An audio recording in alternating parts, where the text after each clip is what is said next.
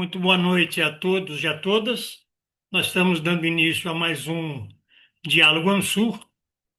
Os Diálogos ANSUR são sempre desenvolvidos pelo Instituto Sul-Americano para a Cooperação e a Gestão Estratégica de Políticas Públicas e tem a parceria do Fórum 21, do portal Fórum 21 e também do portal Rede Estação Democracia, que é um portal de Porto Alegre, e que são também ambos retransmissores das nossas atividades. Nós hoje vamos enfrentar o tema das novas tecnologias digitais em função do processo eleitoral de outubro deste ano. Nós temos uma vivência das eleições passadas complexa com relação ao uso abusivo e indevido, muitas vezes, das redes sociais e das tecnologias de informação. Já vivenciamos isso em 2018, já vivenciamos isso em 2020, 2022, e agora estas coisas se sofisticam, inclusive com o avanço da inteligência artificial, e nós temos uma expectativa de que nestas eleições, nessas próximas eleições, nós venhamos a ter é, um quadro ainda mais complexo do que já tivemos nas eleições passadas. E isso envolve, por um lado, a compreensão do que é esse processo, e, por outro lado, a identificação dos mecanismos de regulação, né, necessários, né? Então, é necessário a gente entender um pouco o que é isso tecnicamente, mas entender o que é também politicamente e juridicamente. E nós vamos, para avançar nessa discussão, contar hoje com dois experts, no tema das tecnologias digitais, o Rogério Alves de Souza. Rogério é coordenador do Setorial de Ciência, Tecnologia e Tecnologia de Informação do PT do Rio Grande do Sul, é membro do mesmo setorial em nível nacional. O Rogério foi presidente da Fundação Canoas Tech, em Canoas, né? E também do Comitê de Tecnologia de Informação e Comunicação em Canoas, no Rio Grande do Sul, e foi vice-presidente do Comitê de Governança de Tecnologia de Informação e Comunicação do Governo do Estado do Rio Grande do Sul. E teremos também conosco o James Gergen. O James é um especialista importante nessa área de tecnologia de informação e uso das tecnologias de informação. Ele é também especialista em políticas públicas e gestão governamental, inclusive concursado e exercendo esse cargo em nível federal no Brasil, e é assessor no Ministério do Desenvolvimento, Indústria, Comércio e Serviço, no âmbito do projeto Nova Indústria Brasil. Nós, para darmos início aos nossos trabalhos, eu queria primeiro solicitar a todas as pessoas que nos assistem é, pelo YouTube que deem o seu like, no sentido de amplificar a penetração do nosso canal, e também que, se tiverem interesses em serem avisados ou avisadas de nossas próximas atividades, que também deem o seu like, né, e cliquem no sininho. Eu vou, para nós darmos início ao trabalho, solicitar que o nosso presidente, o Vicente Trevas, faça as honras da casa de recepção dos nossos convidados. Vicente, com você, por favor. Obrigado, Granado. Saudações a todos e a todas que estão assistindo e irão assistir esse diálogo AMISU desta segunda-feira, 9 de fevereiro, né? Inicialmente, um agradecimento especial aos nossos convidados, né? Então, quero agradecer muito ao Rogério e ao James por terem aceito o nosso convite e nós temos a expectativa de que são pessoas que poderão dar inteligibilidade e profundidade à questão posta para essa sessão, que serão as incidências das novas tecnologias sobre as eleições de outubro, né? Então, muito grato a Rogério, muito grato aos Gêmeos, né? O nosso instituto é um pequeno centro de pensamento estratégico e a nossa vocação é tentar estabelecer as questões que se expressam na conjuntura, né? E, portanto, na conjuntura deste ano, que terá nas eleições presidenciais a sua centralidade, né? Esses acontecimentos com os movimentos mais profundos que estão, né, na base da sociedade, das forças sociais, dos interesses de classes aí, né?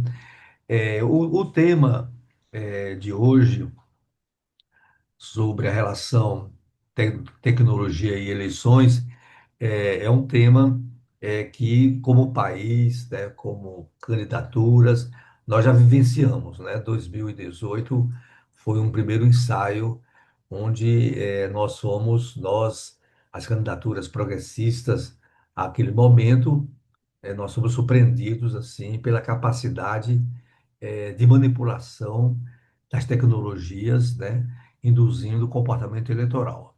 E evidentemente que de lá para cá, né, muita coisa se alterou, né? O Granado fez menção a essa nova variável, a inteligência artificial, e, portanto, nós queremos, nessa sessão, ter uma oportunidade de compreender, né, a complexidade que iremos enfrentar ou já estamos enfrentando, né? Nesse sentido, viu, Granado, eu acho que vale a pena a gente retomar essa agenda em junho, né? Quer dizer, com o mesmo tema, já vivenciando, né, a pré, o processo pré-eleitoral, né? E que seria muito interessante também atualizarmos assim naquela data o que está em movimento, né? E, portanto, nós temos consciência de que essas eleições elas terão nas tecnologias, né, um papel muito importante e um papel muito importante na manipulação, né? Na manipulação das pessoas, mobilizando seus valores, seus sentimentos, suas frustrações, né? E seus ressentimentos também, né? Então, vai ser de muita valia, a sessão de hoje e agradeço mais uma vez ao Rogério e ao James. Granado, passo para você a condução dos nossos trabalhos. Muito obrigado, Vicente. Bom, dando então diretamente início aos nossos trabalhos, eu convido para fazer uso da palavra, para fazer sua exposição inicial, ao Rogério Alves de Souza. Rogério, com você, por favor. Obrigado, Bernardo. Boa noite a todos e todas. Quanto tempo eu tenho para esse introito aí, mestre? Alguma coisa em torno de 25 minutos, sem Ah, rigidez não, de controle. tranquilo. Vou usar menos do que isso, mas é só para saber, para. Eu acho importante a gente fazer, mesmo aqui nessa sala, falando com pessoas que entendem sobre tecnologia, como nós teremos esse evento no YouTube aberto para posterior acesso, eu acho importante a gente fazer algum resgate histórico, né? Então, como surgiram as redes sociais, né?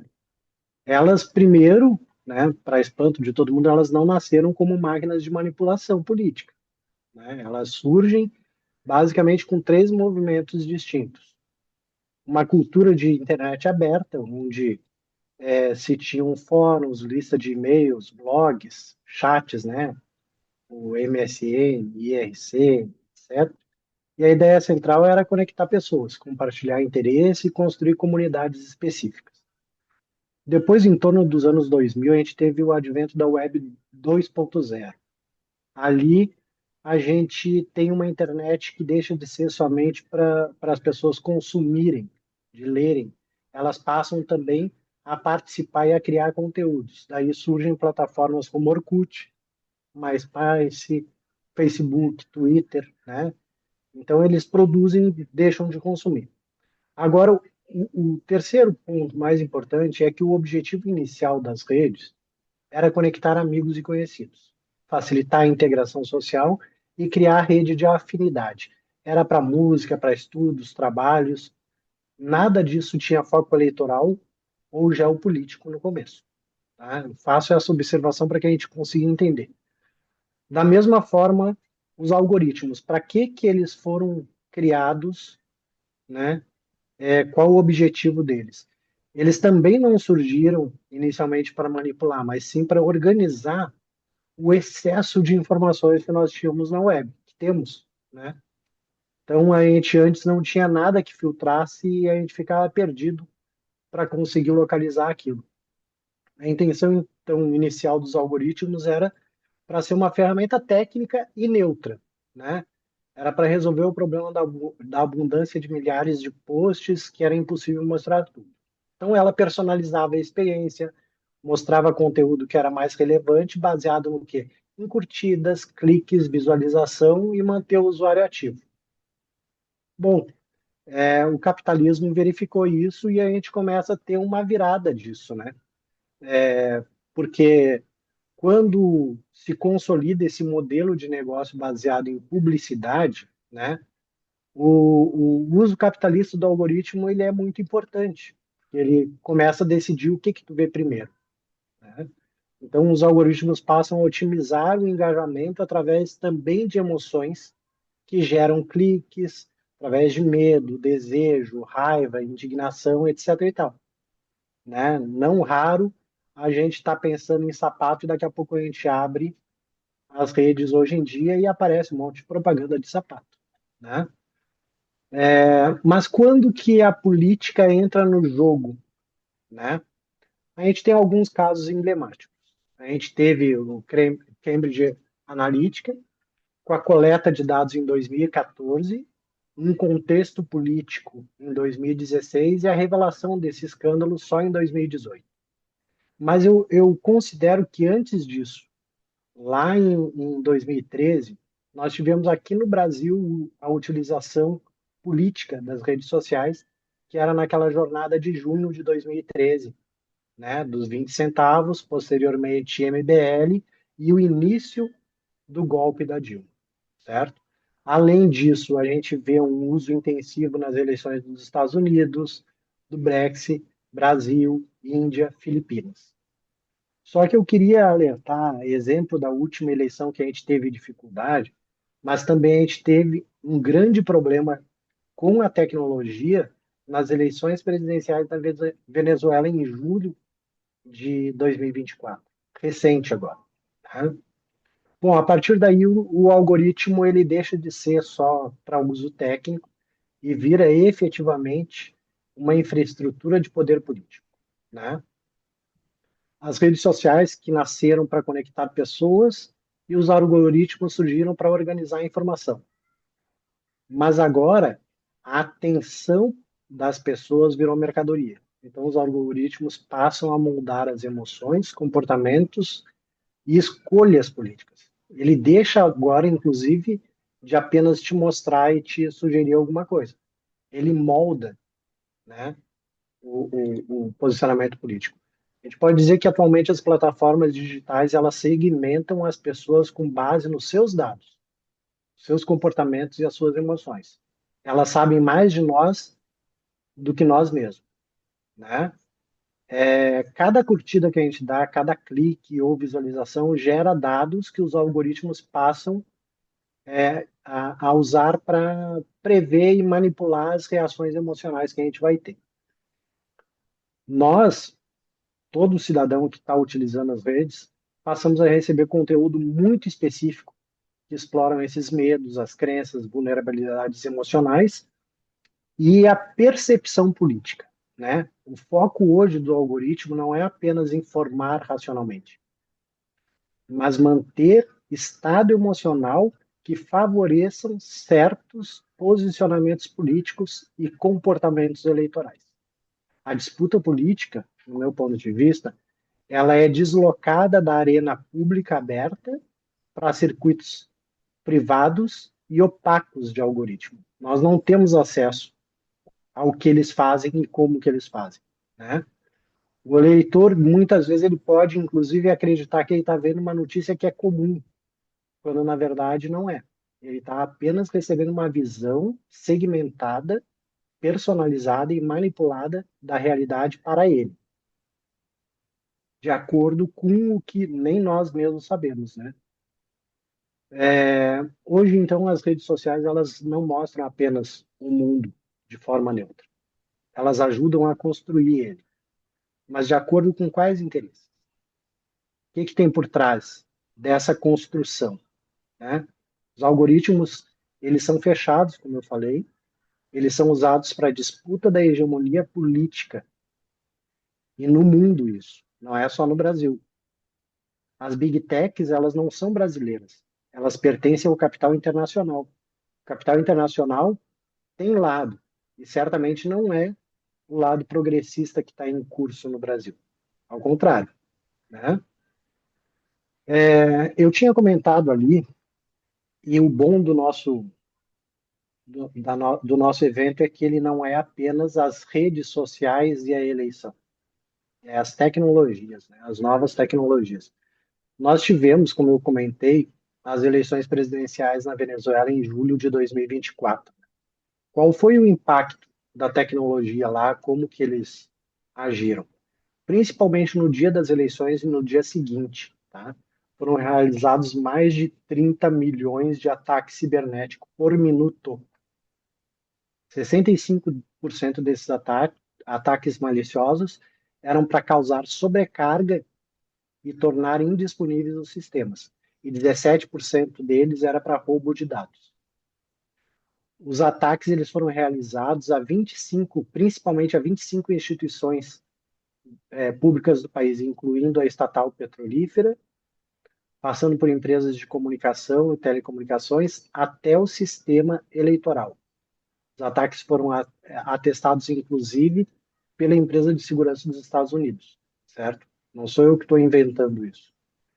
O que que eles fizeram? Eles atrasaram toda a divulgação dos resultados eleitorais e a divulgação dos dados detalhados por mesa de votação pelo Conselho Nacional Eleitoral da Venezuela.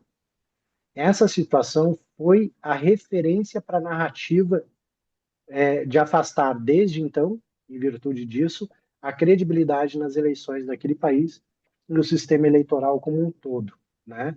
Além de contestar a legitimidade da eleição do Nicolás Maduro, certo? Então, isso ocorreu. Ah, mas será que vai acontecer aqui no Brasil? Bom, nós tivemos um outro episódio recente agora, que foi na invasão da Venezuela. A gente está falando de tecnologia, né? O que que nós vimos recentemente ali na Venezuela não foi um episódio isolado de tensão política. A invasão militar dos Estados Unidos para sequestrar o presidente Nicolás Maduro e a sua esposa, ele foi precedido, certo, de um ataque cibernético, né? Não teria provavelmente um sucesso tão grande no ataque militar sem essa preparação e essa estratégia silenciosa e implacável na tecnologia, que tirou os sistemas do ar. A atuação aqui no Brasil, tá? A gente teve também um outro caso emblemático que as Big Techs tiveram no seu dedo, né? Recentemente ali, no caso do Glauber, que foi retirado da Câmara, seguido pela votação também da dosimetria lá na Câmara dos Deputados, as Big Techs mudaram as regras do jogo, aplicando o shadow ban, que é o banimento fantasma. Simplesmente os perfis progressistas de esquerdas não eram encontrados naquele momento, durante toda aquela noite. Não se conseguia. Faz tempo já que os algoritmos das big techs que a gente não tem acesso, eles são ajustados para priorizar a pauta de direita e extrema direita, silenciando as vozes progressistas e criando bolhas que alimentam o extremismo, certo? O modelo colocado ali, para nós, é um aviso muito claro. O que aconteceu tanto em Caracas e o recente sumiço dos perfis progressistas aqui no Brasil é apenas um laboratório do que pode ser usado nas eleições de 2026 no Brasil. As Big Tech hoje representam uma ameaça real à nossa democracia. Dito tudo isso, e é para assustar mesmo, né, o que a gente pode fazer? Né? Primeiro, a gente não pode mais continuar achando que as eleições elas vão ser disputadas de maneira igualitária, com o bom uso das redes sociais, colocando dinheiro na meta e etc.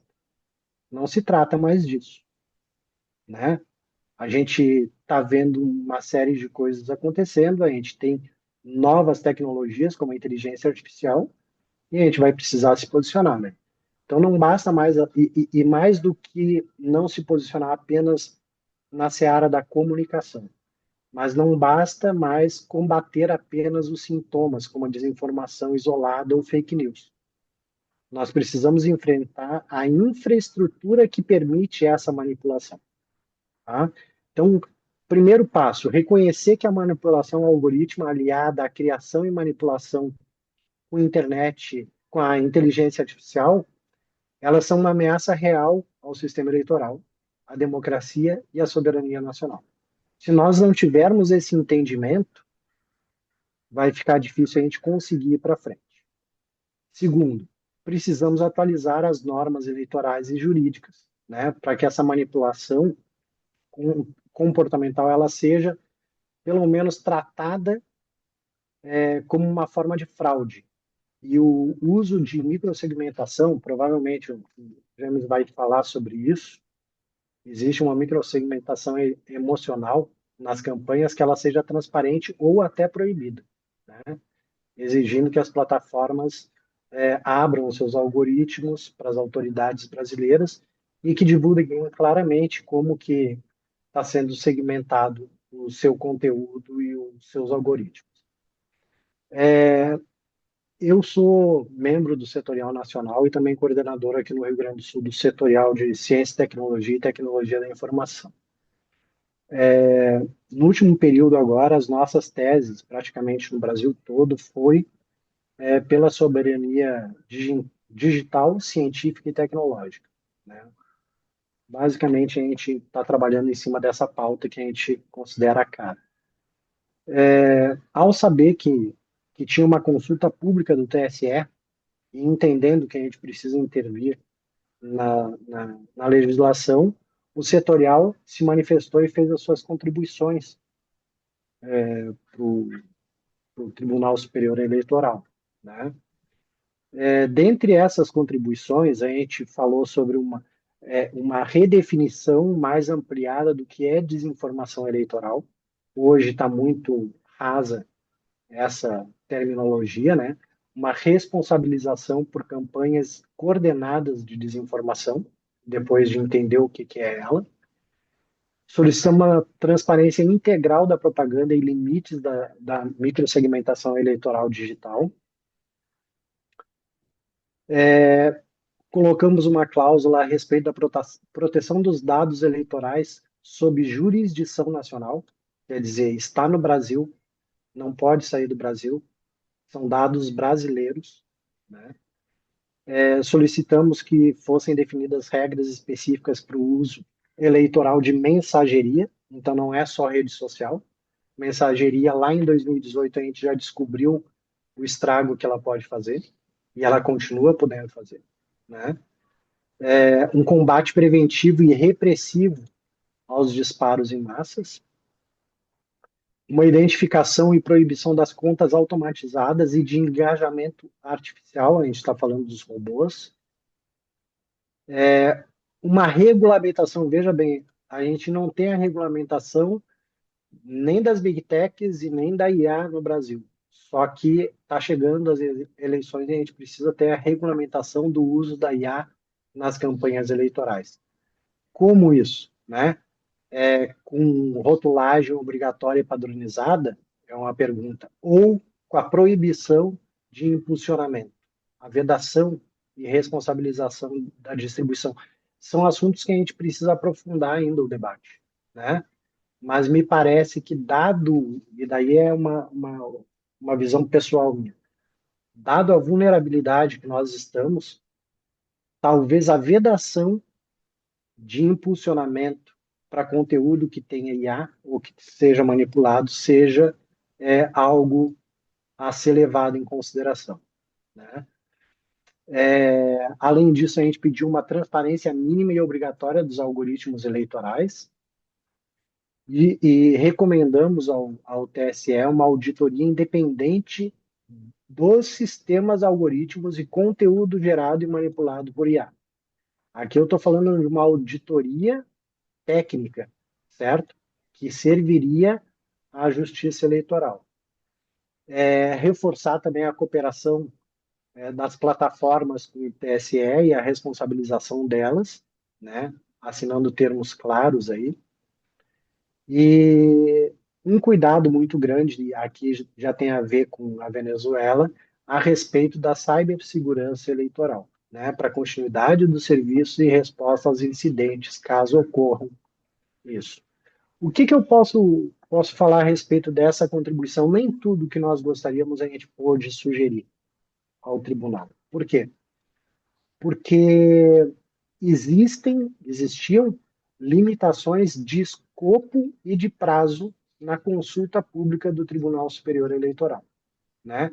Ele ficou aberto do dia 19 ao dia 30, certo? Então, um curtíssimo espaço de tempo e com uma limitação restritiva, porque era permitido apenas fazer sugestão para aqueles dispositivos legais os quais o tribunal já tinha entendido que deveriam ser alterados.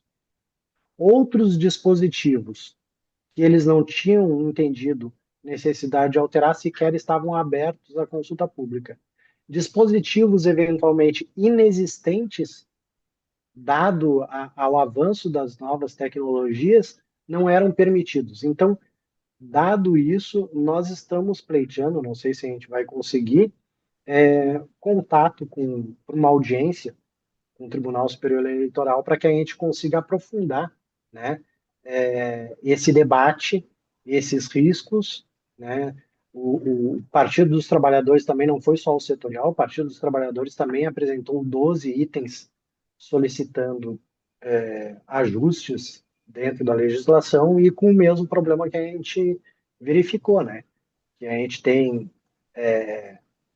compromete uma visão sistêmica, precisando apenas daqueles itens específicos, aqueles dispositivos legais, né? Isso aí aumenta o risco de lacuna, de inconsistência e fragiliza, inclusive, a legitimidade percebida do processo, que a gente poderia estar apenas elogiando e a gente está tendo que fazer uma crítica à consulta. Então, nós pedimos, quando nós apresentamos essas propostas ao tribunal, nós pedimos alguns itens que ampliem o escopo da consulta pública para permitir sugestões à integralidade das minutas ou, alternativamente, a capítulos temáticos completos, né?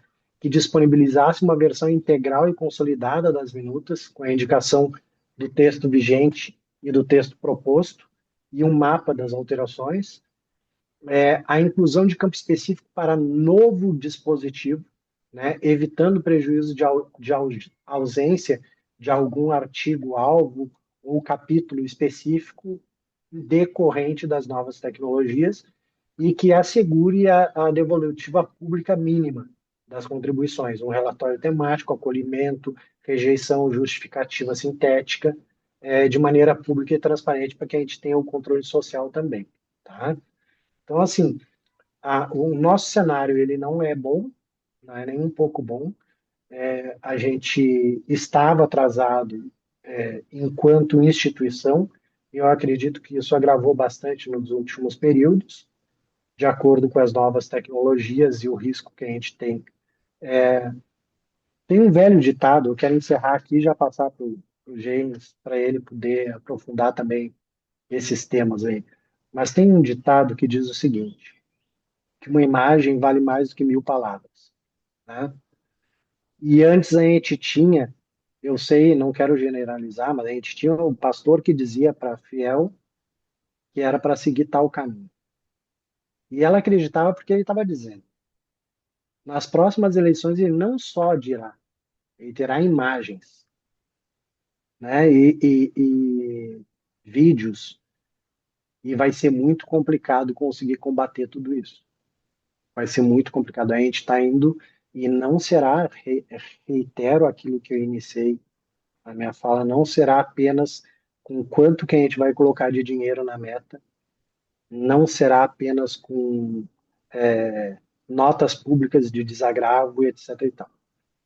Eu, esses dias aqui no Rio Grande do Sul, numa reunião nossa, eu perguntei para os nossos dirigentes se eles estavam preparados para, e qual seria o plano B, para caso nos últimos 10 dias da eleição, todos os perfis de esquerda ficassem inacessíveis. E eu estou falando só dos perfis de esquerda. Todas as páginas das redes sociais, etc., ficassem inacessíveis. O que que eles fariam? Como que eles iriam lidar com isso? Né? A nossa legislação está preparada para um evento extremo como esse?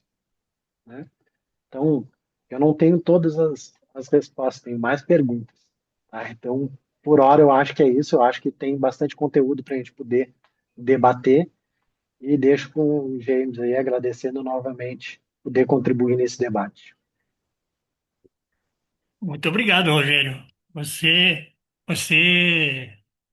abre um leque de discussão absolutamente fundamental e assustador, né? Eu acho que para a maior parte das pessoas, ou para a totalidade das pessoas que estão aqui presentes, isso de alguma maneira já esbarrou, né? Mas eu acho que você aborda aspectos que precisam ser olhados com muito carinho, muito cuidado. Passo então agora para o James Guggen. James, com você, por favor. Muito bom, obrigado, Granado. Boa noite a todas e a todos. Obrigado também, Vicente, aí, César, pelo convite, por nos acolher aí nesse debate, eu diria tão fundamental aí para esses próximos meses, né, que a gente tem pela frente. Queria agradecer ao Rogério também, porque adiantou bastante, né, o que eu iria falar, então acho que já podemos partir de um mais adiante do que a gente precisaria, porque ele já nos deu aí o beabá, nos deu basicamente onde estamos pisando nesse momento. E, na verdade, assim, o TSE vem trabalhando com desinformação do ponto de vista da propaganda eleitoral desde 2019, ou seja, a última eleição, né, a antepenúltima eleição presidencial não havia uma regulamentação, né? Então já tínhamos 2018, então já tínhamos a internet a plenos pulmões aí e não havia. 2019 então vem, e em 2024 somente que IA vem para discussão. Então agora a gente tem dois fenômenos, né? Porque IA generativa é o fenômeno maior, o ChatGPT que vocês conhecem é de 2023, então tem 3 anos recém, né, completados, e a gente então está vivendo uma realidade muito dispara, diferente de tudo o que foi feito até então, do ponto de vista de regulação de eleições, né, nessa questão da propaganda eleitoral. E eu diria que a gente tem que fazer um alerta muito grande a toda a sociedade que a forma como o Rogério já se mencionou, que o TSE está regulamentando, ela é insuficiente para conseguir dar conta dos desafios que as tecnologias já estão colocando e dos que virão. Eu vou falar de algumas que virão ainda e não foram sequer concebidas pela resolução, pela minuta. Mas antes de tudo, eu queria destacar que outro elemento fundador, digamos, dessa discussão nesse momento é a nova conjuntura geopolítica, né? Então, a gente tinha, historicamente, as Big Techs e o Vale do Silício muito ligados ao Partido Democrata nos Estados Unidos, né? E trabalhando muito plenamente de uma forma mais soft, né? Mais soft power, digamos assim, e fazendo todas as peripécias que poderiam, né? Então, em 2013, a presidenta Dilma e várias pessoas do governo foram espionadas pelas Big Techs e pelas agências de inteligência americanas num governo do presidente Obama. E isso teve vários episódios posteriores, né? A própria Cambridge Analytica, que o Rogério mencionou, o Brexit, né, foi amplamente influenciado pela desinformação e pela microsegmentação, né? Com os dados, eles conseguem, então, identificar as predileções dos eleitores e dos usuários das redes sociais e conseguem, então, dirigir anúncios agora de uma forma, e anúncios, sejam verídicos ou não, de uma forma muito direcionada. E tudo isso aconteceu basicamente em governos democratas e no primeiro governo Trump. O que que tem de diferente agora, né? Nós temos a evolução da inteligência artificial generativa, entrando na área de deepfakes, né, dos vídeos e dos áudios também, que vão ser bastante usados, mas nós temos as big techs cerrando fileiras com o governo Trump para atuar geopoliticamente, globalmente, numa extensão transnacional, supranacional e extraterritorial.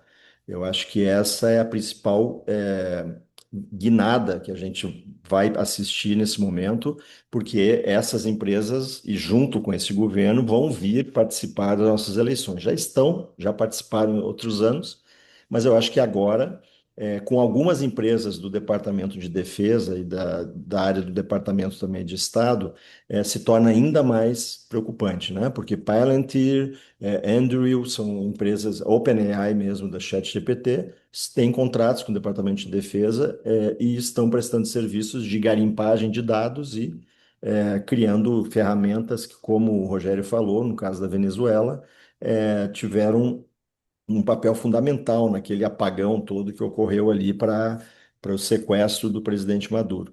Então a gente está vivendo um quadro muito diferenciado nessas eleições, né? Por vários motivos, mas no caso da tecnologia, porque nós temos então uma aliança global contra países que estão, né, em campanhas, em projetos progressistas de uma forma geral. Então não é só a Venezuela, a gente pode ver que também México sofreu ataques nesse sentido, o Nepal com seus partidos comunistas lá também sofreu a Colômbia, né? Então todos os países estão sendo meio cercados por essa aliança que cria justamente situações de saias justas, né?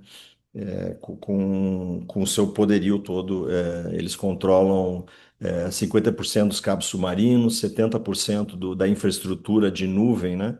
São três empresas. E basicamente a gente está falando, no caso das eleições, de uma empresa, né? A gente está falando da Meta, que detém os três principais canais de disseminação de informação ou desinformação, né? Que é o WhatsApp, Facebook e o Instagram.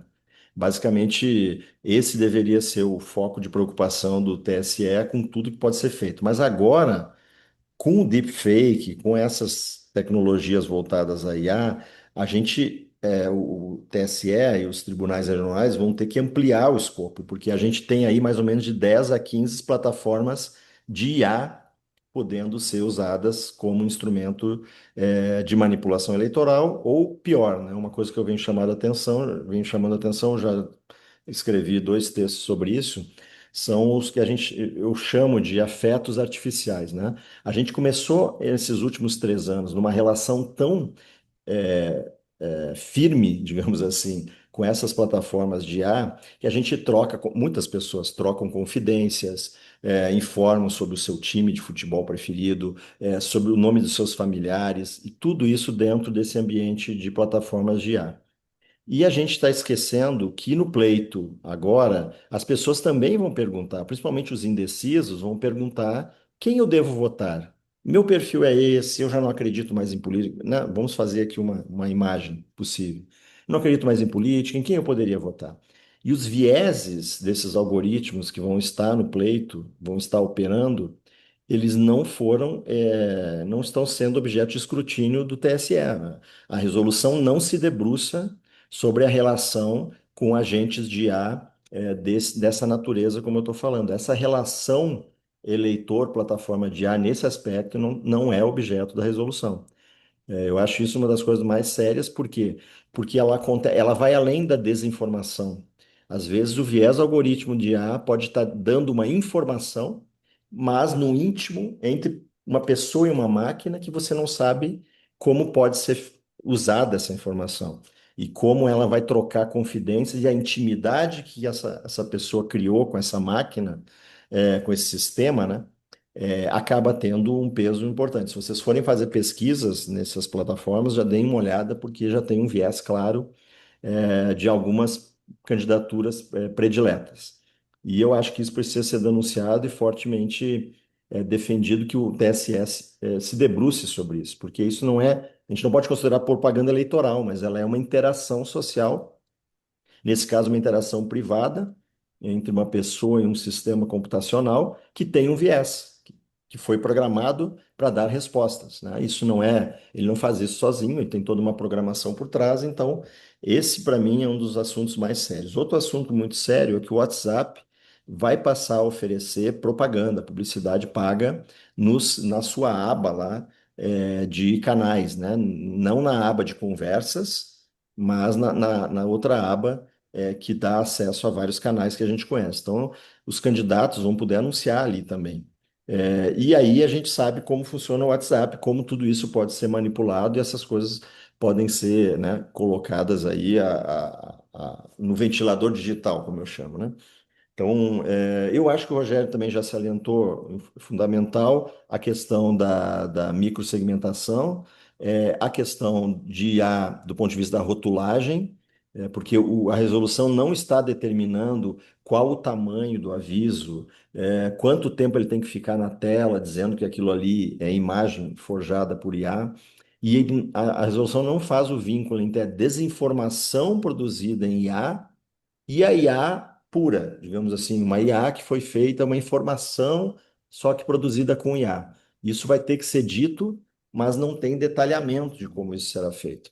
Então, para mim, essas são duas coisas muito importantes, além dessa da intimidade aí com as plataformas de chat. Outra coisa muito séria também é que eles permitiram que continue o impulsionamento de críticas à administração pública, né? A resolução prevê que a pessoa pode pagar para impulsionar conteúdo que bata na administração atual de governo estadual, governo federal, é, simplesmente com uma coisa meio subjetiva, né?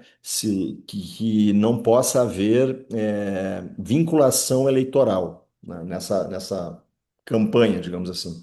E isso a gente sabe como funciona. Tudo vai ser alegado que tem o vínculo eleitoral, então o governo não pode anunciar, o governo não pode fazer isso, e vai se tentar imobilizar o governo também por esse braço aí. E eu considero essas os mais importantes, assim. A gente pode depois debater mais algumas coisas da resolução, mas eu acho que ainda está em tempo, como o Rogério falou, acho que é preciso bater a porta dos ministros do TSE. Infelizmente, o que não era bem de praxe, a redação dessas minutas foi dada ao próximo presidente do TSE, a ministra Carmen Lúcia, então passou ao ministro Nunes Marques, que digamos, redigiu com a sua equipe e colocou sob consulta pública curta, né, como o Rogério já salientou também. E a gente agora tem que correr atrás do prejuízo, digamos assim.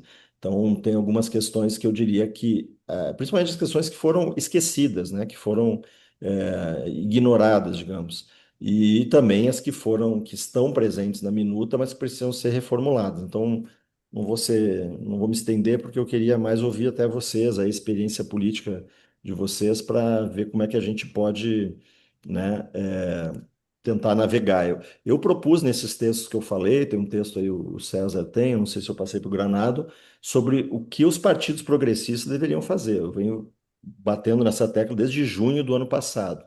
Precisariam ser formados núcleos de inteligência digital para ajudar candidatos, não só na majoritária, com candidatos a deputado, candidatos a senador, governador, deputado federal, estadual, a se defender de tudo isso. A gente precisa usar uma parte do fundo eleitoral, das campanhas, os partidos progressistas se unirem, cada um colocar um condomínio e colocar recursos para termos um exército de pessoas de software livre que saibam operar com essas linguagens, né, para poder desenvolver soluções em núcleos, tanto um núcleo federal, que obviamente aí o ministro Sidônio, né, o presidente Lula vão organizar isso, o presidente Edinho também, mas eu falo indo também na capilaridade dos estados, a campanha de cada um, né? Porque você vai ter lá um candidato a deputado estadual que pode ser prefeito, aí vão atacar a administração dele como prefeito e ele não vai saber como se defender pela tecnologia que é usada. Então, Eu acho que isso precisa ser para ontem, aí a gente tentar articular, organizar esses núcleos para fazer a defesa. E principalmente também monitorar isso, esse viés, né, do algoritmo que a gente não está olhando para ele até o momento. Não vi ninguém falando disso, exceto essa pessoa aqui. Então, eu estou muito preocupado porque a gente não está conseguindo avançar, nesse aspecto. E para mim isso é tão sério quanto a desinformação distribuída no WhatsApp, né, no ventilador. Mas a intimidade das pessoas, onde elas decidem o voto, vai ter agora um elemento novo, que são esses sistemas de chat. E a gente não pode esquecer deles. Muito obrigado de novo. Muito obrigado, James. É, eu acho que as duas falas são falas que mostram a importância de os atores políticos, né, de nós nos preocuparmos com o tema de maneira forte, né? Eu queria só fazer um. Eu acho que muito bem o James coloca uma questão que eu queria só alertar, assim.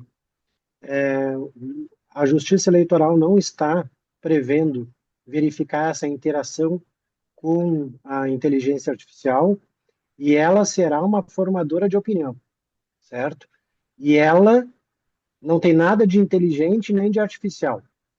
Eu só queria alertar para isso, porque assim, no passado a gente já viu eleições que nos debates os candidatos diziam assim, dá um Google aí, pesquisa. Aquilo ali foi previamente organizado com um impulsionamento para que o Google mostrasse determinada ação, né?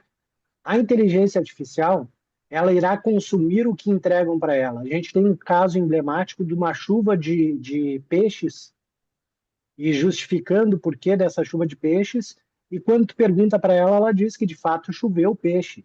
E tu diz, não, mas isso não é fake news, não, e ela pega, com base no que colocaram para a inteligência artificial, ela considera aquilo uma verdade. Então, o que vai acontecer? Será que as pessoas vão pesquisar quem eu tenho que votar? Só para dizer assim, é grave, tá certo, a gente não tem esse tipo de preocupação na justiça eleitoral e ela provavelmente vai mudar algumas coisas na eleição. Tá? Era só um adendo para botar uma lupa nisso que o James trouxe, que eu acho importante. Muito obrigado, Rogério. Eu passo então agora para o João Caires. João Caires, por favor, com você. Boa noite, companheiros, companheiras. Não, muito interessante, em especial essa questão da Venezuela, das eleições, né? Porque o Brasil ficou meio que em cima do muro, né? Com aquela questão, pedindo as atas, né? Ninguém pediu as atas do Trump, mas tudo bem. Segue o jogo, né? E é engraçado que a eleição na Venezuela, não sou eu que digo, né? Foi o próprio Jimmy Carter que disse que era o sistema eleitoral mais confiável do mundo, né? Urna eletrônica, imprimir o voto, biometria, tinta no dedo e tudo mais. Mas mesmo assim é uma ditadura e os Estados Unidos, com todas as falcatruas, é uma democracia. Mas assim, né? Eu não sei, esse pessoal, os amigos aí que são do setorial do PT, parece que tem um povo nosso que acha que é tudo teoria da conspiração, né? Só para lembrar, a nossa presidenta Dilma usava e-mail UOL. Todo mundo sabe que o técnico da UOL pode quebrar a senha dela e ler tudo que ela tem, mas ela usava o UOL, né? Os democratas da Folha de São Paulo.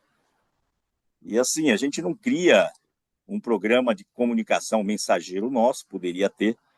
E até interessante que aquele general que morreu no Irã, ele foi morto por localização dado pela Meta. Ele usava o WhatsApp, como todos nós usamos, né? A gente não tem um nosso que possa nos deixar livre disso. Então, se você é muito importante, muito cuidado de usar o WhatsApp, o Waze, porque os caras te localizam e podem te matar, né?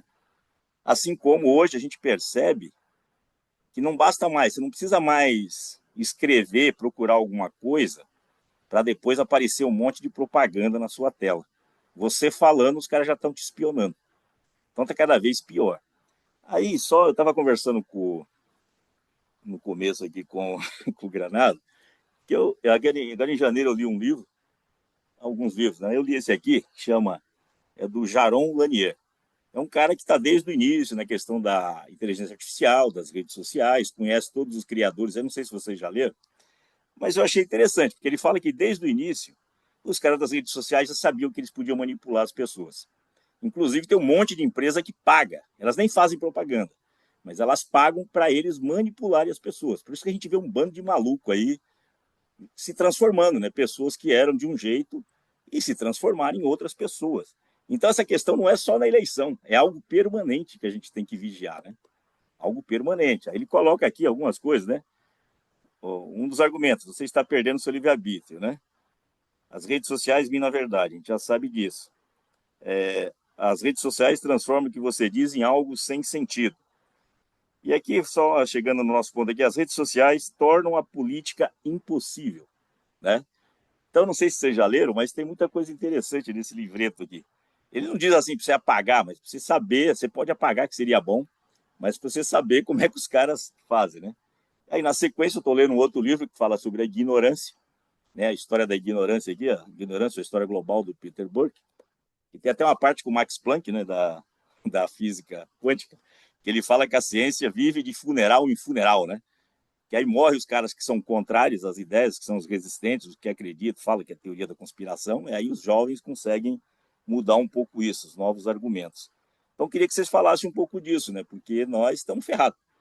Porque as big techs são os novos senhores feudais, e eles fazem o que bem entendem, e estão junto aí com os caras, né? Para poder manipular isso e tudo mais. E a gente não tem muito, às vezes não tem muito o que fazer, mas um outro problema é que gente nossa não quer fazer, acha que é bobagem, que é teoria da conspiração, que é só trocar o canal, né? Como disse a Dilma, né? Muda de canal. Então, eu queria que vocês comentassem um pouco sobre isso. Muito obrigado, João Caires. César Alvarez, você, por favor. Então, era mais para trazer uma informação de uma atividade em andamento, mas já atrasada e que precisa ser atualizada urgentemente. Quando nós começamos a conversar sobre esse tema, a partir, inclusive, de um texto do James sobre o afeto, né, e as relações sendo desenvolvidas com saúde pessoal, né, nós não estamos mais falando em deep fake news, não é fake news, é desinformação. O máximo que eu consegui ver até agora foi a Carmen Lúcia avançar um pouquinho no conceito de desinformação, que também é muito genérico a desinformação, né? Mas é algo além do que achar que o crime apenas se esgota na fake news. E a gente tem um texto organizado pelo Jânio, junto com o companheiro nosso Dave Kuhn, que tenta colocar esse patamar numa intervenção muito firme e direta dos principais candidatos do campo da esquerda, centro-esquerda, se é que vão ter essa diversidade toda, e é diretamente com a cúpula do TSE, enquanto ainda não assume plenamente o Nunes Marques, que já está assumindo, porque também a tradição, o vice já começar a assumir alguns meses antes. Ele já é o titular, digamos assim, de conduzir uma conduta ou não, de fazer uma audiência. Mas tem aqui, então, partidos com a responsabilidade enorme de fazer essa conversa com a direção do TSE. A exemplo que nós tentamos fazer, ainda então com Zanin, ainda então com Messias, né, diretamente com o TSE, no tema da disputa e o apoio ao TSE para enfrentar a questão das urnas e com recibo, né, e certificação impressa. Nós vamos ter que trabalhar nesse patamar com o TSE, na alta cúpula dos partidos, e já estamos quase atrasados, porque tem que, além de agora vir a consulta 2, nós pegarmos o calendário previsto agora, temático, que eu acho que já está em andamento, eu não estou acompanhando com muito detalhe, né? Dia tal para consulta sobre propaganda, outra sobre acelerar, outra... Está defasado, inclusive, o cronograma das consultas, a temática das consultas, ou das mesas específicas.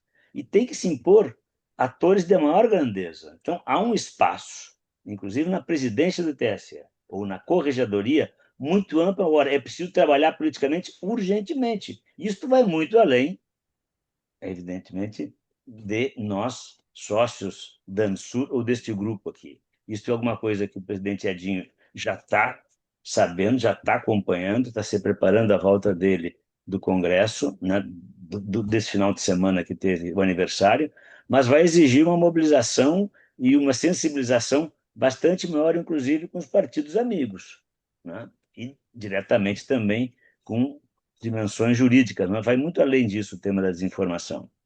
Era só para essa informação circular e a dificuldade que ela está tendo para se materializar. Muito obrigado, César. Está escrito Daniel. Bom, primeiramente, deixa eu me apresentar. Sou Daniel. Ah, estou atuando aqui na setorial com o Rogério, no PT, aqui em Porto Alegre.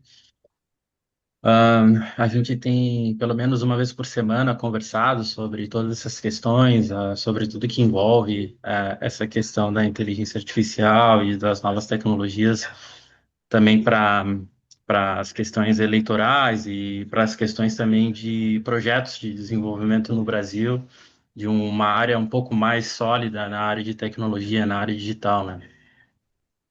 Eu gostaria de contribuir, assim, brevemente, apenas numa extensão do que o Rogério e o James já falaram aqui, e que nessas pesquisas que a gente tem feito, nessas análises que a gente tem chegado, eu tenho percebido, assim, que o mundo ele mudou, assim, drasticamente, né? Eu acompanhei a evolução das tecnologias, eu sou uma pessoa 100% aberta nisso, me especializei em Big Data e Data Science, mas eu vejo que o que tinha começado, como o Rogério falou, de uma forma de nos comunicarmos, né, com pessoas que estivessem muito longe, então, desde o início lá com o Orkut, e que depois o Facebook acabou tomando conta pela sua capacidade de gerar valor, né, que foi o que destruiu o Orkut, e aí também a gente teve o Twitter, que agora é X, a gente teve outras redes sociais como o Tumblr,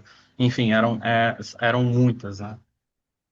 O que mais me chama a atenção é que a mudança dessa questão de controlar pessoas e tudo mais, para mim, de certa forma, não é muito inédito, mas sim uma consequência do que já vem sendo feito há muito tempo pelos norte-americanos ao redor do mundo, né?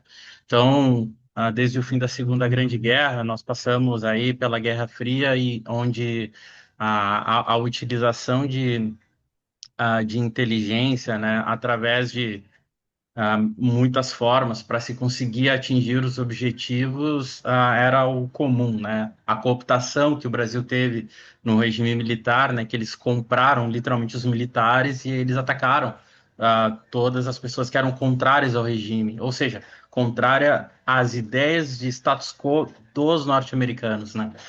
Então, não é novo que eles façam isso agora de uma maneira digital. E também lembrar que já nos anos 90 a própria Microsoft já tinha encarado alguns problemas, né, com relação à mensageria, porque na época a Microsoft estava verificando os e-mails que eram sido enviados. Não sei se vocês lembram dessas questões, mas já naquela época já se tinha essa questão da utilização da informação para vigiar as pessoas, né? Tanto que eles tiveram um debate público muito grande lá nos Estados Unidos, tiveram um debate largo sobre isso, né? E ao longo do tempo a gente vê que isso vem aprofundando. O que eu mais me preocupo não é tão apenas com as eleições, porque a situação sendo bem franca, assim, a gente tem que ganhar essas eleições de qualquer maneira, tá? E nós temos que usar todas as nossas ferramentas possíveis para ganhar essas eleições. Porque nos dias de hoje, o SERPRO e o DataPrev já estão juntando as nossas informações. Ou seja, tudo que nós somos, né, todas as informações que nós temos, tudo que nós tudo que nós vivemos ou já vivenciamos, será tudo compilado. E isso, para um país, né, para um estado, pode ser muito complicado. Eu gosto de lembrar que quando Hitler foi perseguir os judeus na Segunda Grande Guerra, ele não precisava apenas saber que aquele bairro era judeu, né? Mas se ele tivesse os endereços daqueles judeus, seria mais fácil de achar. Então, imagina o que pode ser feito contra a população, uma vez que que se consolide todas as informações da população, e essas informações estão em servidores que hoje são de empresas norte-americanas, mas especialmente o AWS, que eles têm um contrato, né? Tu entra no site da Amazon, tá lá. É o modelo Gaza, companheiro Daniel. É o modelo Exata, Gaza. exatamente. Você tem lá o contrato da Amazon com a Palantir e o contrato que foi feito aqui no Brasil, né, com a AWS, se estende também aos terceiros. Então, imagina só se no Serpro existe algum backdoor em algum daqueles servidores que ninguém sabe e que essa informação está sendo levada para o AWS explicitamente, mas também tem parte da informação que está sendo vendida ou entregue para a Palantir.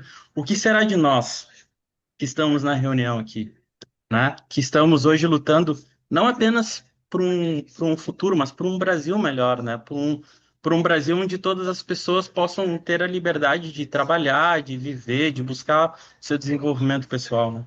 Então, eu acho que esse debate é brutalmente profundo nesse sentido. Ah, e eu gostaria da opinião aí também do próprio Genuíno, das pessoas que já também já lutaram muito nesse país, né? Assim como eu, Rogério e tantos outros estamos lutando hoje.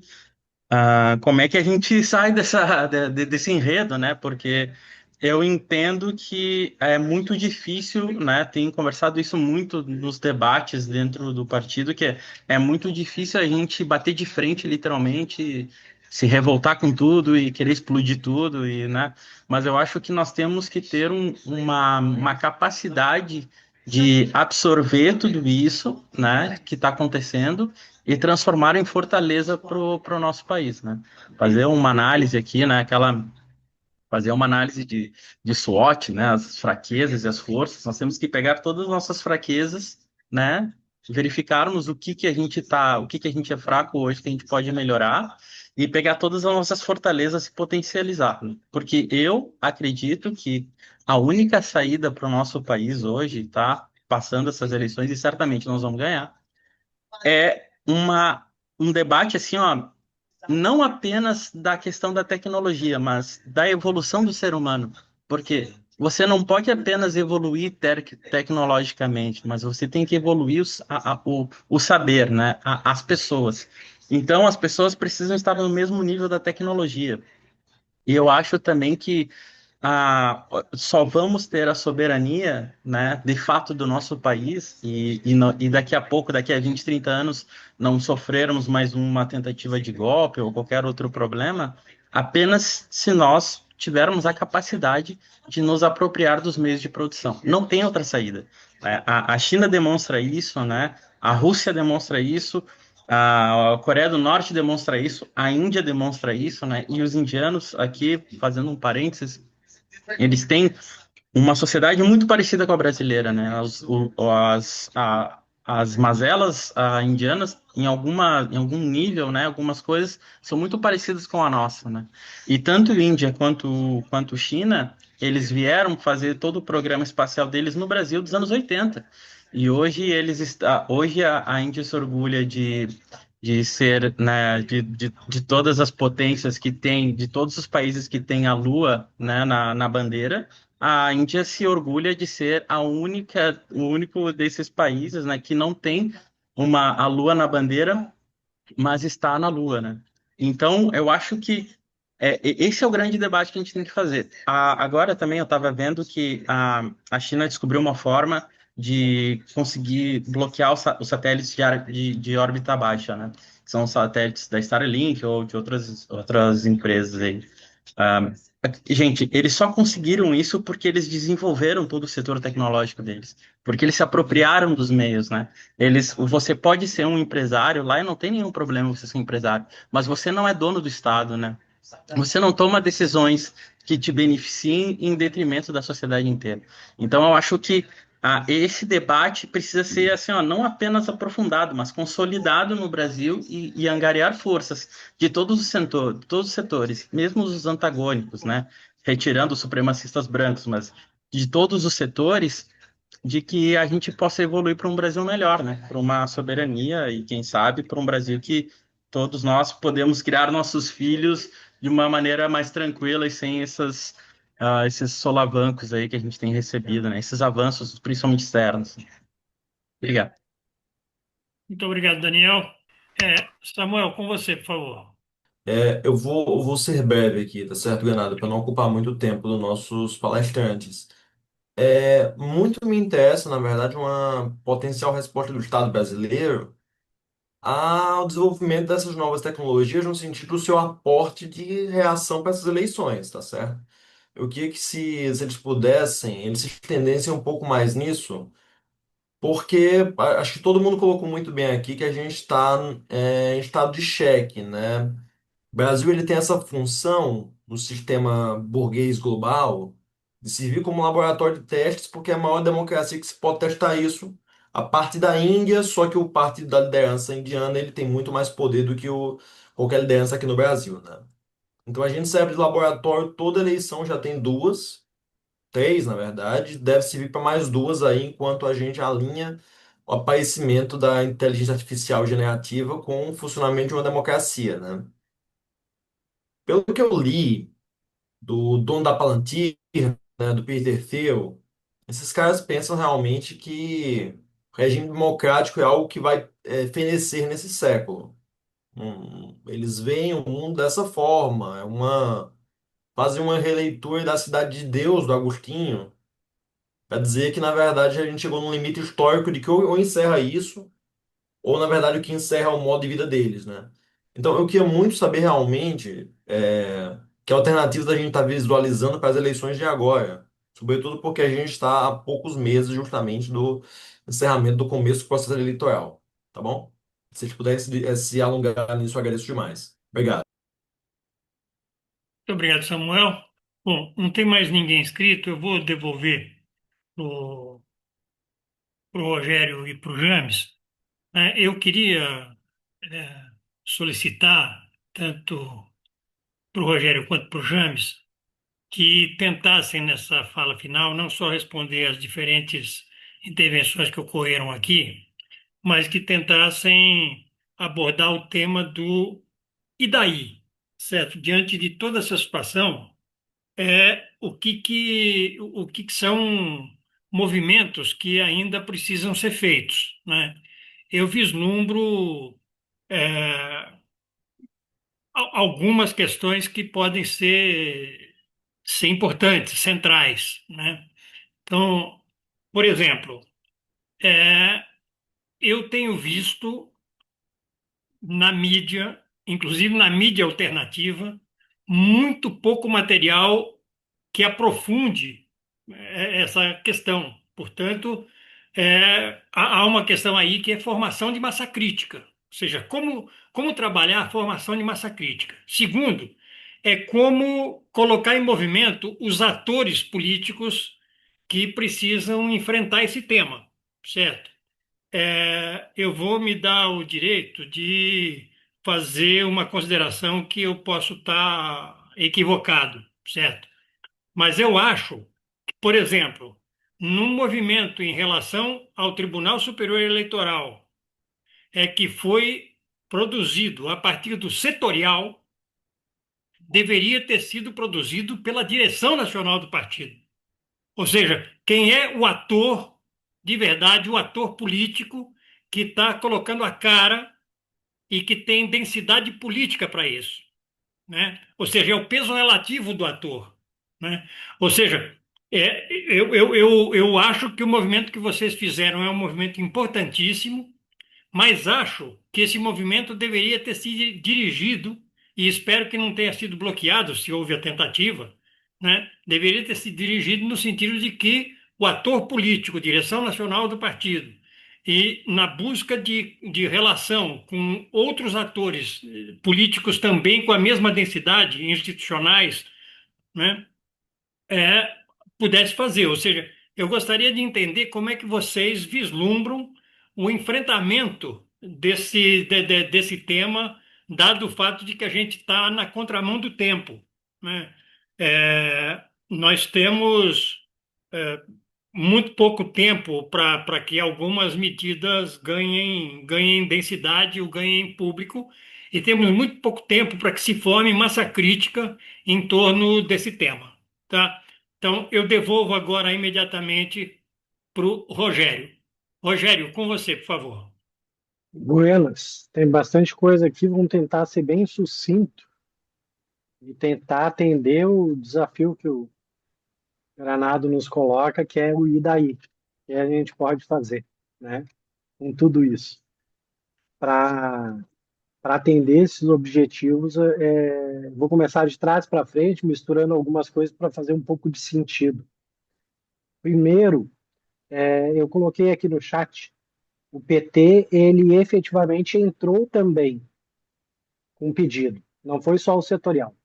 É que o setorial fez o movimento anterior e enviou para a direção partidária e para o jurídico do PT as suas considerações, paralelo a isso fez junto ao tribunal, mas o partido também o fez e aprofundou alguns temas que para o partido são caros e não dizem respeito somente à tecnologia, certo? Então o partido fez isso. Mas e aí, o que a gente pode fazer, né? Então, assim, Samuel pergunta a respeito de uma resposta do Estado brasileiro. Primeiro, eu sou cético quanto a isso. Eu acho que, enquanto Estado brasileiro, a gente não vai conseguir fazer muita coisa para essas eleições. Mas eu concordo com o Granado que a gente precisa que os atores políticos efetivamente sejam chamados e assumam um compromisso, entendam a gravidade, né, e que se posicionem e que a gente tenha um momento de virada de chave para esses temas. O Oscar nos trouxe aqui a questão, o que nós estávamos fazendo lá entre 1960 e 80. Bom, é um período da ditadura militar no Brasil, né, onde o Brasil estava focado especificamente numa infraestrutura física local a serviço dos Estados Unidos, contraindo dívida com a FMI. Esse era o papel do Brasil nesse momento, né? Enquanto isso, a gente estava tendo no mundo uma revolução digital, uma exploração espacial e o desenvolvimento e a popularização da informática, né?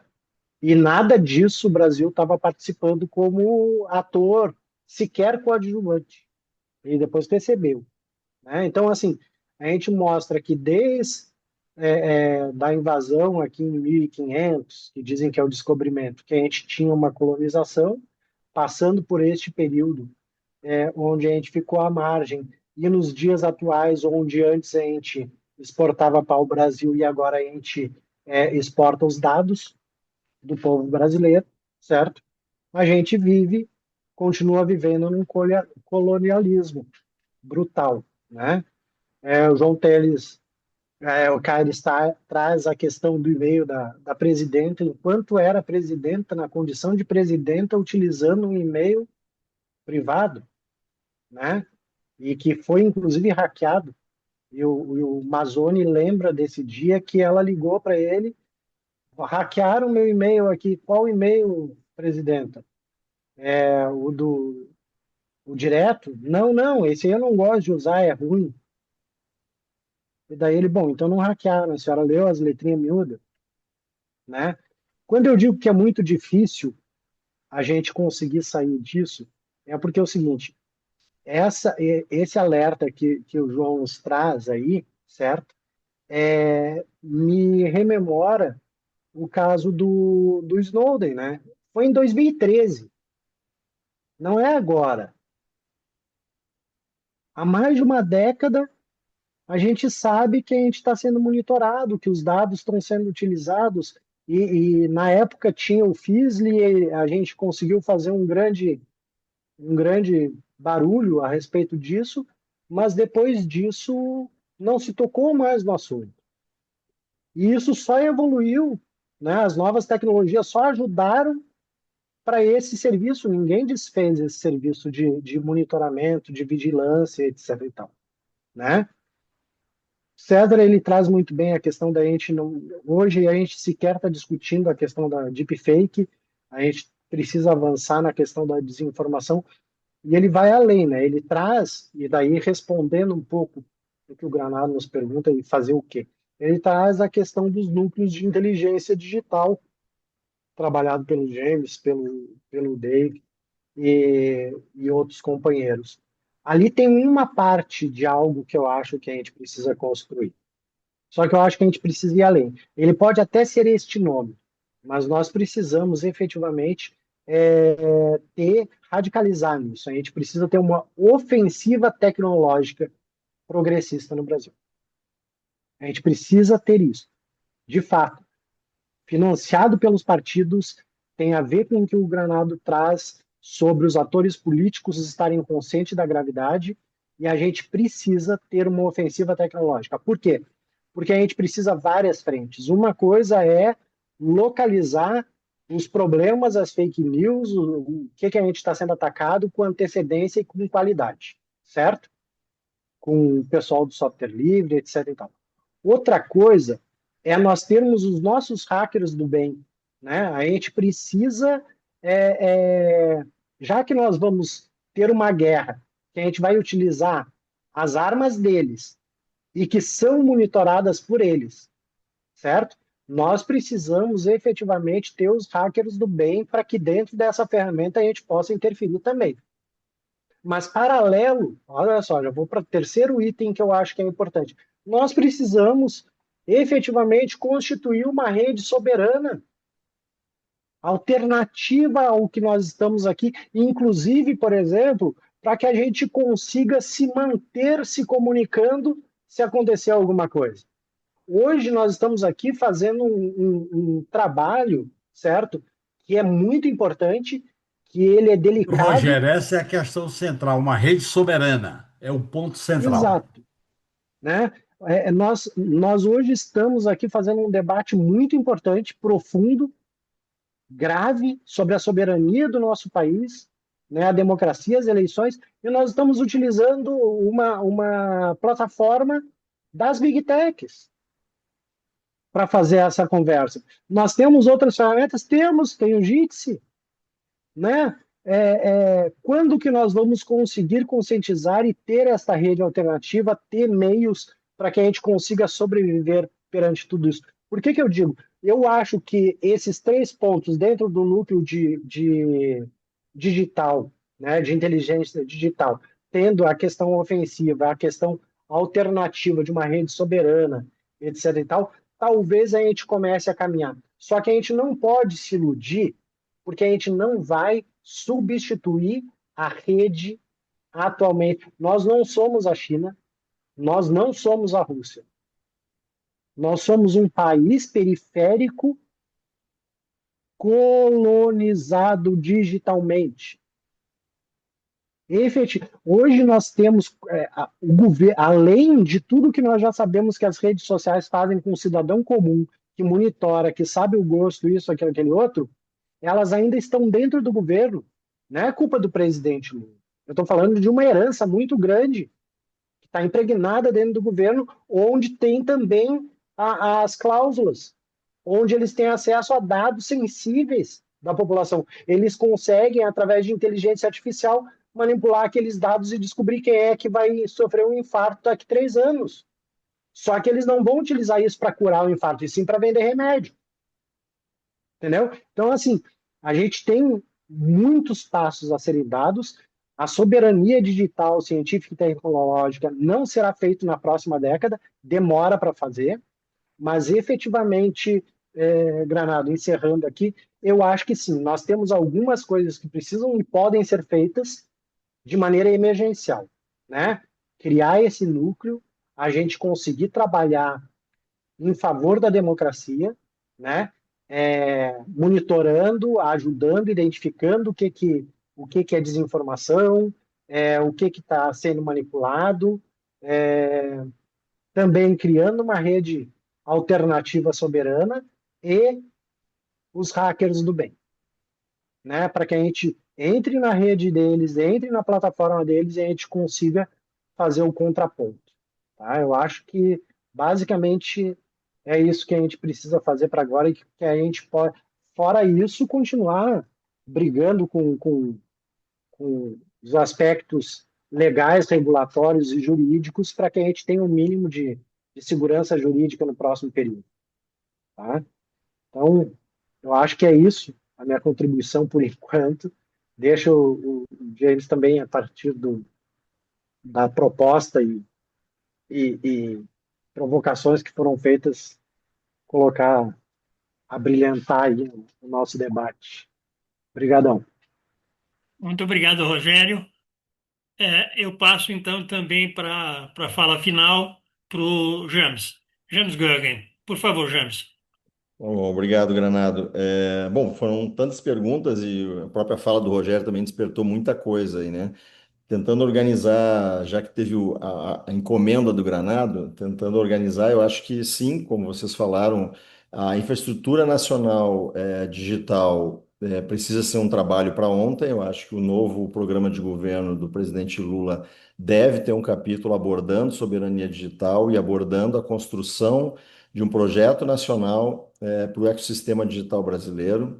Não tenho dúvidas que isso precisa existir por mais que estejamos cercados por um certo, né, refluxo, né, as ameaças que o Trump faz usando a questão da liberdade empresarial das big techs deles, acaba muitas vezes criando refluxo, né? As pessoas avançam na soberania digital e acabam recuando com medo de atrapalhar outras negociações. O digital é meio patinho feio, ele é sempre usado nas negociações diplomáticas como uma moeda de troca então, eu acho que dessa vez a gente está com outra inflexão para essa discussão. Está claro, todas as negociações do processo do tarifaço com todas as nações, os Estados Unidos coloca lá a cláusula relativa à não regulação das big techs, à não tributação das big techs. Isso está em todos, vocês podem olhar. E eu queria recuperar uma fala que foi feita sobre a questão do projeto industrial. Essas fim de semana, nas redes do Zé Dirceu, uma pessoa perguntou para ele: há possibilidade de conduzir uma política industrial com as big techs atuando contra? Ele respondeu que é muito difícil, que temos que fazer, e eu digo, fizemos isso e fomos derrubados por elas nos anos 80. Né? Os militares criaram a Política Nacional de Informática, com um instrumento fundamental que era a reserva de mercado da informática. As pessoas até hoje debocham quando se fala disso. Eu estou escrevendo sobre isso com um colega, e a gente foi olhar para trás e consegue ver exatamente onde o Brasil esteve, chegou a estar. O Apple II, quando foi lançado, a gente tinha uma empresa chamada Unitron no Brasil que produziu por engenharia reversa algo igual. A gente tinha sistemas operacionais, automação bancária do Brasil. O Banco Bradesco chegou a ter participação em 12 empresas de informática. E como isso foi desconstruído, a partir de 1985, com a Nova República, o Sarney e o Antônio Carlos Magalhães dão guarida para uma investigação do Departamento do Comércio. Olha a coincidência, a mesma que está sendo feita agora, conduzida sob a seção 301 da Lei de Comércio Americana, analisando, criando barreiras sobre informática, química fina, e biotecnologia, já naquela época. Essa investigação durou de 85 a 89. Simplesmente desmantelou a reserva de mercado brasileira. Acabou ali o sonho de a gente ter, digamos assim, uma soberania digital já naquele momento e ter continuidade. A gente estava, Rogério, no estado da arte naquele momento. James, Oi. o Fernando Henrique Cardoso eliminou o conceito de empresa nacional. Sim, ali ele matou de vez, né? Mas antes disso, ou seja, antes de 94, já estavam destruindo. O Collor abriu todo o mercado e criou-se então a ideia de que o computador brasileiro era caro, quando na verdade eles comparavam preços que o varejo americano colocava com desconto dado pelas empresas, eles comparavam aquele valor com o preço do nosso computador. A gente saiu de mini computadores para microcomputadores, uma colisão nacional. O sistema bancário financeiro brasileiro entrou. As empresas nacionais produziam os equipamentos e os sistemas operacionais. A gente tem capacidade instalada hoje em dia no Brasil ainda por conta disso. O Banco do Brasil possui uma empresa chamada BBTS, que trabalha ainda com automação bancária, que era a Cobra, a antiga Cobra, e até hoje tem o braço do Banco do Brasil. Então a gente tem possibilidade, a gente tem oportunidade, mas falta um projeto nacional de desenvolvimento digital, digamos assim. Então, esse é um aspecto fundamental, que a infraestrutura que a gente está falando bastante é uma peça fundamental disso, mas ela não é a única, né? E do ponto de vista da encomenda, eu acho que eu já tinha falado, Granado, eu acho que é isso, a gente tem que compor um fundo para desenvolvimento dessa ofensiva tecnológica que o Rogério propõe. Os partidos progressistas de uma futura coalizão devem colocar dinheiro nesse fundo, da casa de 1, 2, 3 milhões, para contratar essas pessoas e conseguir orientar os candidatos, conseguir orientar as campanhas em todo o Brasil, porque não adianta a gente ter, né, o presidente Lula sendo eleito e, como vocês sabem, tendo governadores ou tendo senadores da extrema-direita com maioria. Então, eu acho que é fundamental garantir a eleição de todo mundo aí, da ala progressista no Brasil, não só do presidente Lula. Obrigado, hein, mais uma vez pelo convite. Eu que agradeço muito.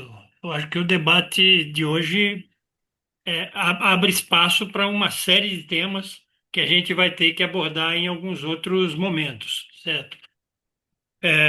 Eu quero agradecer muitíssimo a participação do Rogério Alves, quero agradecer também a participação do James e quero já deixar um convite para todas as pessoas que nos assistem para que estejam conosco na próxima segunda-feira em mais um novo Diálogo Amsur.